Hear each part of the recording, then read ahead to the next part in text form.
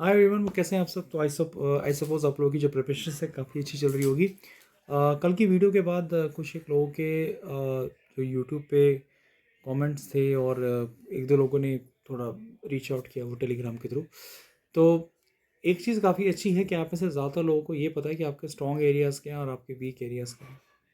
आज मैं आपके साथ वो डिस्कस करूँगा कि कैसे आप अपने स्ट्रॉन्ग एरियाज़ को और स्ट्रॉन्ग और जो वीकर एरियाज़ हैं आप उसको सरफेस लेवल पे लेके आ सकते हैं।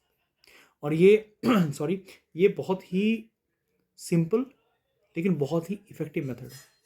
देखिए आपने क्या करना है। मान लीजिए मैं मान के चलता हूँ कि मेरे पास लगभग जीके एंड रीजनिंग और ये मैथमेटिक्स, ये तीन ऐसे एरियाज़ हैं जो कि मेरे थोड़े बहुत वीक हैं। जैसे अभी मैं मान के चलता हूँ कि आप में से ज़्यादा लोग बोलोगे सर हमारा तो ना मैथमेटिक्स और जो रीजनिंग है वो थोड़ा सा वीक है। अब 15 दिन में मैं क्या कर लूँगा? तो वो सवाल तो है सही।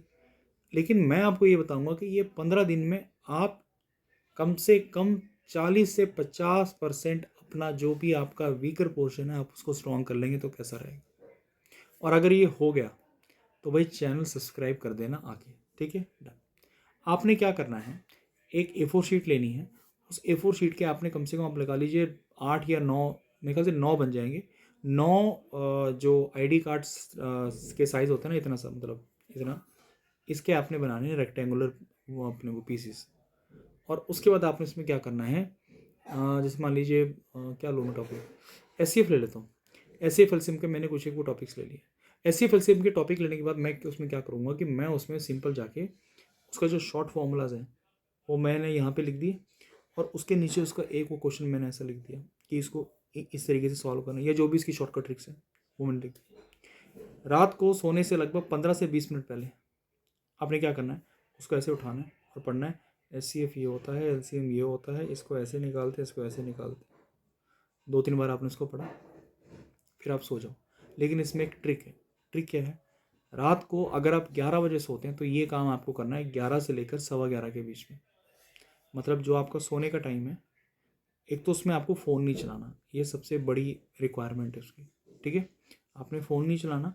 आपने 11 से लेकर 11:15 या 11:20 तक का जो आपका टाइम है उसमें आपने इसको करना है। और आपने उसको पढ़ लिया, ठीक है। उसको पढ़ने के बाद आपने मतलब लॉजिक आप उसमें लगा सकते हैं कि ये ऐसे आया इसलिए आया, ऐसे आया, ऐसे आया, ऐसे आया, ठीक है। फिर आप उसको पढ़ के आप सो जाइए। जब आप सोने जा रहे हैं तब आप हल्का सा रिवाइज करने की कोशिश कीजिए कि आपने क्या पढ़ा है, क्योंकि अभी आपके माइंड में फ्रेश है तो ब्रेन उसको हल्का सा एज अ फिल्म वो चलाना स्टार्ट करेगा। डन। अब आप सो जाइए। अगले दिन जैसे ही आप सुबह उठेंगे, तो जब आप सुबह उठेंगे तो आप ना मतलब रात को सोने से पहले आप ये कह सकते हैं कि जैसे मान लीजिए आप सुबह 6 बजे उठते हो, तो आपने ये बोलना है कि मुझे सुबह 5:45 बजे उठना है। आपका ब्रेन आपको ऑटोमेटिकली 5:45 के आसपास उठा देगा, ठीक है। आप उठ गए। उठने के बाद आपने क्या करना है कि कोई फ़ोन वोन कुछ किसी से कोई बात नहीं करनी है। आपने 10 से 15 मिनट आपने वो रिवाइज करने की कोशिश करनी है या वो रिकॉल करने की कोशिश करनी है जो आपने रात को पढ़ा था, बिना उस पेपर को छुए, ठीक है। आप लगेगा क्या सर ऐसे कैसे याद कर लेंगे, एक दिन में याद हो जाएगा। कोई बात नहीं, आप आज करके देखिए, कल करके देखिए, तीसरे दिन, आज 27 तारीख है, 27 दिसंबर 2025, रात को मेरे ख्याल से 8:31 हो रहे हैं। आप ये अभी वो कर लीजिए। आप 3 दिन बाद 30 दिसंबर 2025 को रात को 8:31 पे आप आके मुझे बता दीजिएगा इसी वीडियो के कमेंट बॉक्स में, अगर वो ट्रिक काम ना करे तो। ये होता क्यों है, अब मैं आपको इसके पीछे की साइकोलॉजी या जो भी ह्यूमन जो ये ब्रेन है, मैं आपको उसकी बात बताता हूँ। देखिए हमारे ब्रेन में ना, मैं ज़्यादा बड़ी बात तो नहीं कहूँगा, दो चीज़ें होती हैं, कॉन्शियस एंड सबकॉन्शियस। जो कॉन्शियस ब्रेन है वो हमारी जो नॉर्मल जो डीलिंग है आसपास की वो उसको हैंडल करता है, ठीक है। अब कैसे बताऊँ मैं, आप लोग को याद है जब हम लोग छोटे थे और रात को भूत के बारे में सोच के मतलब तो सो जाते थे, या भूत की कहानी वो सोच के मतलब सोते थे, तो रात को भूत आता था। अब भूत इतना वेला थोड़ी है, विद ऑल ड्यू रिस्पेक्ट, है ना, कि वो आपके सपने में आएगा। ये कई बार ऐसा भी होता है कि आपने अपने ब्रेन में, सॉरी आपने अपने ड्रीम में आपने ये देखा है कि आप ना किसी खाने की चीज़ को खा रहे हैं, टेस्ट कर रहे हैं, आप किसी पेन को फील कर रहे हैं, आप किसी ऐसी जगह गए हैं जहाँ आप कभी गए नहीं हो, पर कुछ टाइम बाद जाके आपको पता चलता है कि आप वहाँ पे जा चुके हो। मैं जो हमारे जो वो सेशंस होते हैं, ये चाहे वो लॉ ऑफ अट्रैक्शन हो या ये पावर ऑफ मैनिफेस्टेशन हो, है ना, तो उन सब में हम इसके बारे में बात करते हैं। लेकिन यहाँ पे मैं आपको बोल रहा हूँ गहरी बुनियादी सोच के तहत।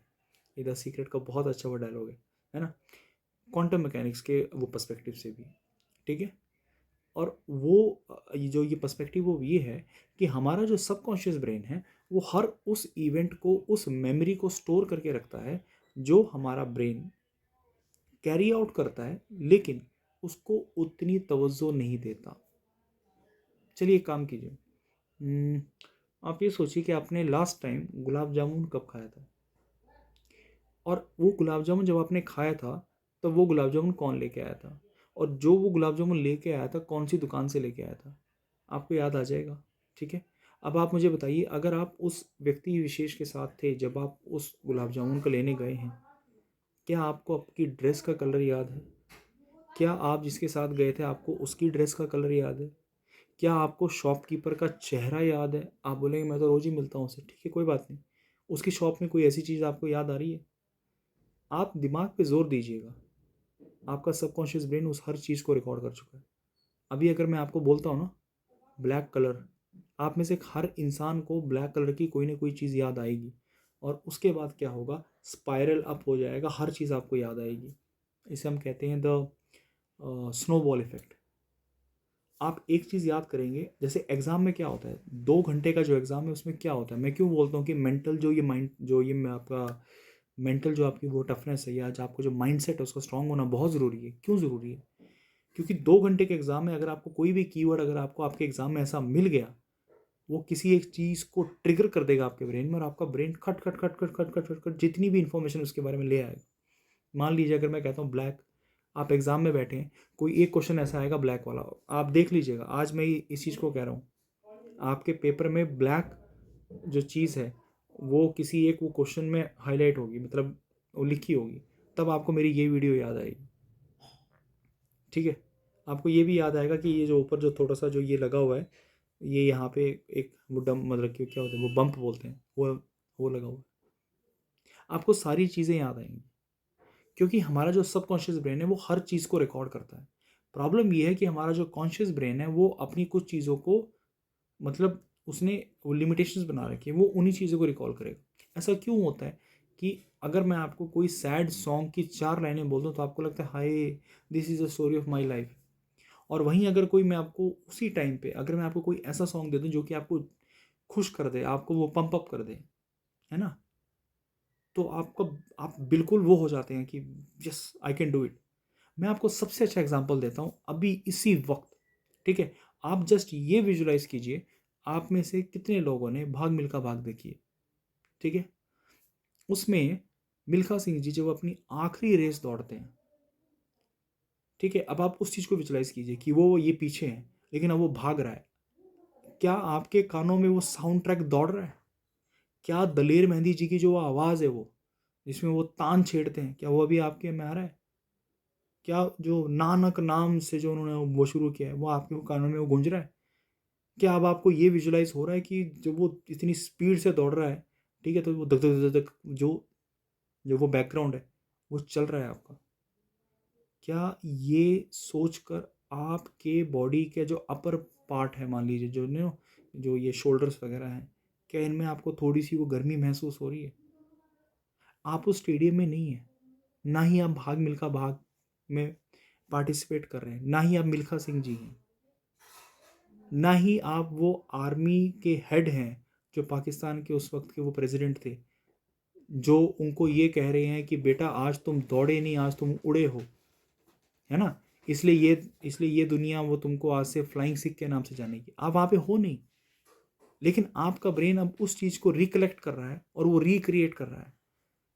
बीएड हम सब ने वो कर रखी है ना, थ्रॉन्डाइक के बारे में हर किसी ने पढ़ा है, पावलोव के बारे में हर किसी ने पढ़ा है, बेल बजी की तो जो डॉग है वो सलाइवा को जनरेट करेगा, ये हर किसी को पता है। तो फिर आपको ये क्यों नहीं पता कि जो छोटी छोटी हैबिट्स हैं, मैं क्यों आप लोगों को कहता हूँ कि आप कभी भी करो लेकिन नेगेटिव सेल्फ टॉक मत करो। मैं आपको लॉ ऑफ अट्रैक्शन के हिसाब से पावर ऑफ पॉजिटिव थिंकिंग फलाना ठिकाना नहीं बोल रहा, मैं आपको बोल रहा हूँ पावर ऑफ प्रैक्टिकल थिंकिंग। और पावर ऑफ प्रैक्टिकल थिंकिंग आपको पता है क्या है? पावर ऑफ प्रैक्टिकल थिंकिंग ये है कि आपने इस एग्ज़ाम के लिए पिछले कई महीनों से अपनी नींद उड़ा रखी है। तो अब इसलिए मैं किसी भी हालत में आपको वो आपकी जो मेहनत है उसको ज़ाया करते हुए नहीं देख सकता, है ना। अब कई लोग हो गए होंगे मोटिवेट, कई लोगों की जो रीढ़ की हड्डी है उसमें वो गर्मी आनी शुरू हो गई कि हाँ अब हम करेंगे, और थोड़ी देर बाद जाके क्या होगा, सर्दी ज़्यादा लग रहा है जी, ठंड लग रही है ना। उस चीज़ को थोड़ा सा याद कीजिए। ये जो आपका सबकॉन्शियस ब्रेन है, मैंने आपको वो मूवी के बारे में नहीं बताया, है ना, मैंने आपको सिर्फ एक एक रेफरेंस दिया, और अब आपके ब्रेन ने ऑटोमेटिकली उस चीज़ को आपके माइंड में चलाना स्टार्ट कर दिया। ये है आपका सबकॉन्शियस ब्रेन। ऐसे ही आपका सबकॉन्शियस ब्रेन काम करता है। तो ये जो टेक्निक जो मैंने आपको बताई है ना, कि जिसके थ्रू आपने रात को आप जो भी आपने पढ़ा, आप उसको पढ़ के आप रात को सो गए, और धीरे धीरे आप चले गए ट्रांस स्टेट में। क्योंकि जब आप सोने जाते हैं ना, एक टाइम ऐसा आता है ना जब आप आधी नींद में होते हैं, और कई बार तो ऐसा भी होता होगा कि जब सुबह अगर मैं आपको उठाऊं, ठीक है, तो आपको ये लगता है कि आप उठ भी गए, आप फ्रेशन अप हो गए, नहा लिए, सब कुछ हो गया, नाश्ता कर लिया, थोड़ी देर बाद आपकी आँख खुली तो आपको लगा अरे मैं तो सो गया हूँ। क्योंकि होता क्या है कि जैसे ही आप ट्रांस स्टेट में जाते हैं ना, तो जो आपकी बॉडी का जो चार्ज है वो सबकॉन्शियस ब्रेन ले लेता है, वो फ्रॉम द कॉन्शियस ब्रेन। और जब ये डेटा ट्रांसफ़र होता है ना, जैसे वो चार्ज का हैंडिंग ओवर, वो टेकिंग ओवर होता है, वैसे वो सबकॉन्शियस ब्रेन आपके कॉन्शियस ब्रेन से पूछता है, यार इस योगेश ने सोने से पहले रात को क्या किया था। उसने बोला भाई इसने ये कंटेंट पढ़ा था कि S C F L C M ऐसे होता है। अच्छा चल मैं एक काम करता हूँ, मैं इसको स्टोर पे, मतलब इसको लूप पे लगा के मैं स्टोर करके रखता हूँ, क्योंकि इसने रात को सोने से पहले जो भी इसने काम किया है वो ज़रूर इसके लिए इम्पोर्टेंट रहा होगा। यही चीज़ हमें एज अ कैंडिडेट दूसरों से अलग बनाती है। आज मैं आपको दावे के साथ कह सकता हूँ, more than 65% of the candidates even after doing well in their mock examinations and other examinations, वो जब रात को सोने जा रहे हैं तो वो ये नहीं सोच रहे कि आज मैंने 15 से 20 सवाल अच्छे किए हैं। वो पता है क्या सोच रहे हैं, यार वो 4 सवाल वो गलत हो गया, यार ये यार मेरे को तो डीआई आता ही नहीं, यार मेरे को तो रीजनिंग आती नहीं। अरे भाई तो कौन, मुझे एक बात बताओ, कौन से आइंस्टाइन होते तो वो तीर मार लेते। सही बात है ना, मैं प्रैक्टिकल बात बोल रहा हूँ। 15 दिन में, 20 दिन में, 30 दिन में, 40 दिन में आप उस बंदे से compete नहीं कर सकते जो बंदा साल भर से compete कर रहा है इसके लिए, है ना रियलिटी। लेकिन हम उससे अच्छा परफॉर्म तो वो कर सकते हैं ना, इस चीज़ की गारंटी कोई नहीं देगा। मैं आपको ये फिर से कहता हूँ, इस एग्ज़ाम में वो बंदा Tier 1 क्लियर नहीं करेगा जिसको पूरा कंटेंट आता है। इस एग्ज़ाम में वो बंदा क्लियर करेगा जिसे कंटेंट का कहाँ, कब, क्या, कैसे ये आता है। महाभारत में ये था ना, तीर तो हर किसी के पास थे, ब्रह्मास्त्र सारे लेके घूम रहे थे। लेकिन ये थोड़ी है कि पहला एक वो छोटा सा कोई वो सिपाही आया, दे निकाला ब्रह्मास्त्र और वहीं मार दिया। नहीं ना, आपने कैटेगराइज कर रखा है। ये चीज़ अब आपके लिए कैटेगराइज करना बहुत इंपॉर्टेंट है। और इस कैटेगराइजेशन की जो सबसे पहली लेवल है, वो आप लोगों ने कल की वीडियो के बाद जो भी आप में से जितने लोगों ने वो कमेंट किया अच्छी बात है, जिन लोगों ने मैसेज किया अच्छी बात है। कई लोग ऐसे होंगे जिन्होंने वो वीडियो देखा होगा और उसके बाद वो अपनी जो उनके जो प्रोज हैं, जो कॉन्स हैं, उसकी तरह उन्होंने अपनी स्ट्रेंथ, वीकनेस वगैरह वगैरह का एनालिसिस कर लिया होगा। अब आपने अपनी स्ट्रेंथ को और स्ट्रॉन्ग करना है, और जो वीक पॉइंट्स हैं, मान लीजिए जी के या जीएस या जो रीजनिंग या क्या बोलते हैं उसको, जो भी आपके ब्लड रिलेशन जो भी है ना, उसको आप थोड़ा सा अपना स्ट्रॉन्ग कर लीजिए। ऐसे बनाइए ना नोट्स। नोट्स तो आप कभी भी बना रहे हैं। एक मेरे कहने पे, सिर्फ मेरे कहने पे अगले 15 दिन के लिए इतना छोटा सा जो है ना, जो मैंने आपको बताया आईडी कार्ड के साइज़ का, आप वो बना के डाल दीजिए और उसको रखिए। और उसको रात को वो सोने से पहले आपने पढ़ा, सुबह आपने उसको बिना देखे आपने रिवाइज किया कि आज मैंने क्या पढ़ा है, कोई दिक्कत नहीं। 3 दिन ऑफिशियली चैलेंज दे रहा हूँ, 3 दिन में आपको फ़र्क दिखेगा। दुनिया का बड़े से बड़ा, चाहे मैं बता रहा हूँ, चाहे स्ट्रिंग थ्योरी की इक्वेशन क्यों ना हो, स्ट्रिंग थ्योरी की इक्वेशन से ज़्यादा वो कॉम्प्लिकेटेड कुछ नहीं हो सकता, ये होगा आपका। ठीक है, ये थी आज की सबसे बड़ी टेक्निक और ये काम ज़रूर करती है। मेरी आप लोगों से रिक्वेस्ट है, आप लोग इसको यूज़ कीजिए। आपसे अगर ये ना चले, इसी वीडियो के वो कमेंट में जाके बताना, I am ready to apologize publicly on this. लेकिन अगर ये चीज़ काम करे तो मुझे बताना ज़रूर, और इन चीज़ों को मैं थोड़ा सा इम्प्रूव भी करूँगा और इस चीज़ को मतलब मैं वो क्या कहूँ, मैं भी थोड़ा सा आवेश में आ गया था। इन चीज़ों को मैं थोड़ा सा इम्प्रूव भी करूँगा और आपके लिए एक नई जो वो टेक्निक है हम वो भी लेके आएंगे। ठीक है, तो चलिए अब अपना ख्याल रखिए आप सब लोग। मैं थोड़ा सा आवेश में आ गया था कि नहीं मैं भी इसको करूँगा। हाँ ठीक है, एक काम करते हैं, 2-3 महीने में मेरी जो एकेडमिक जो ऑब्लिगेशन है वो खत्म हो जाएंगी, हे भगवान हो जाए जल्दी से। उसके बाद मैं आप लोगों के साथ हर कॉम्पिटिटिव एग्जाम में बैठ के मैं आपके साथ ये एग्जाम दूंगा और इन टेक्निक्स को आपको प्रैक्टिकलिटी में दिखाऊंगा। टियर 1 का पेपर आप लोगों के साथ दूंगा, वो टेंशन मत लीजिए। चलिए, I wish you people all the best. जय हिंद, वंदे मातरम।